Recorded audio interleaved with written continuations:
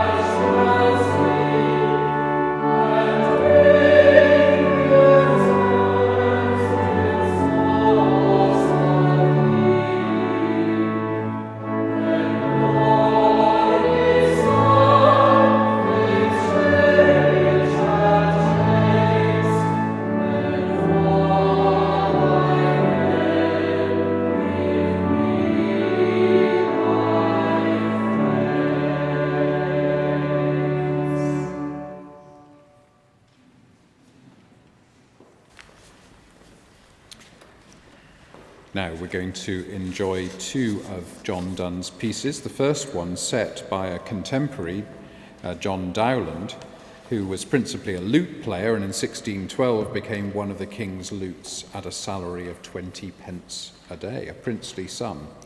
This is Sweet Stay a While, exploring many themes of love, the desire to keep love free from the cares of work and business, but conscious that if light fell upon all the lover's activities, it might introduce distrust, to say the least.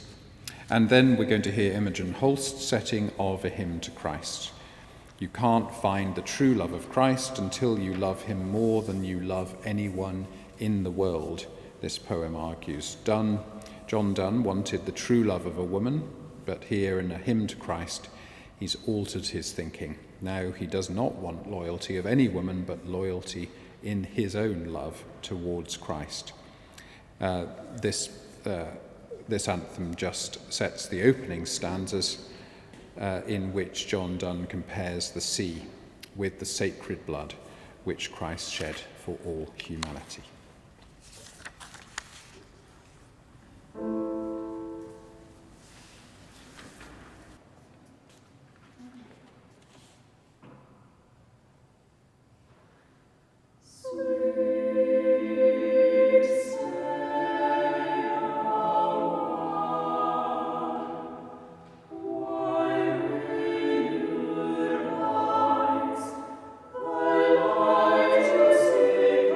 From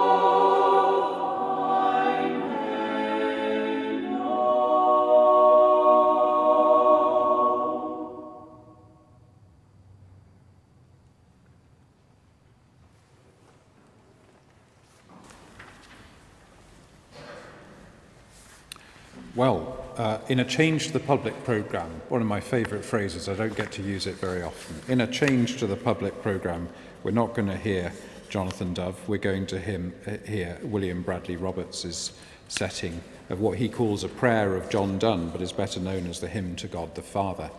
This is a curious poem because it's not a poem of praise or a hymn of praise, it's a kind of live debate, particularly about sin and forgiveness, in which there's a kind of to and fro. Will you forgive my sins, which I was responsible for, though many have committed them before me, is the opening question. I'm paraphrasing. If you'll forgive me for those sins, then your work will not be done, for I have more sins to confess when we're done with those. Will you forgive me when I've led others to sin and even introduced them to the world of sin, acting like a door to welcome them in? Will you forgive me for the sin which, barring a couple of years of abstinence, I practiced for 20 whole years? I wonder what that could possibly be. Again, if you will forgive me for those sins, then you should know there are more sins still to come. I also have another sin, that of fear, or specifically fear of death. But if you, God, can swear that when I die I will see your Son, Jesus Christ, shining and there to save me, then all is all right. I fear no more. So as you see, it's a constant, I know better than you, God, but finally you have the last word. The other dimension to this poem, this hymn, is the play on words between the name John Donne and the word done. You may notice that the word done comes, I think, 7 times in this short poem. Let's hear this setting by Bradley Roberts. Will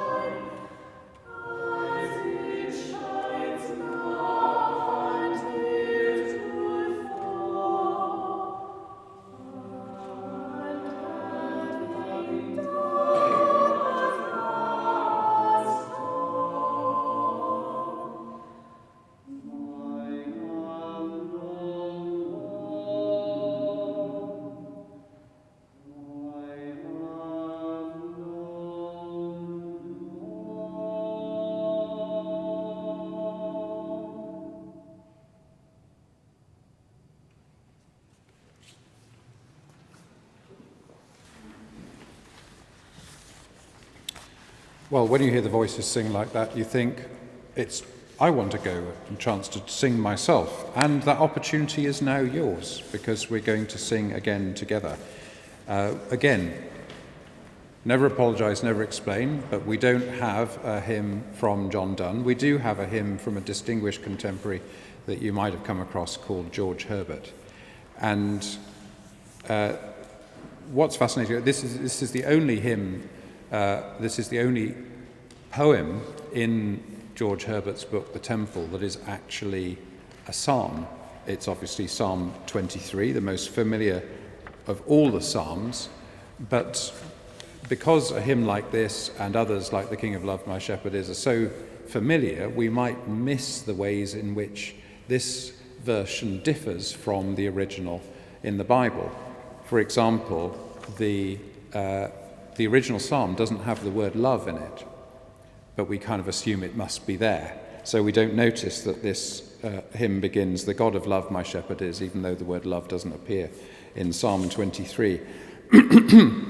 But what happens in the line, "He is mine and I am his," isn't there in the psalm either.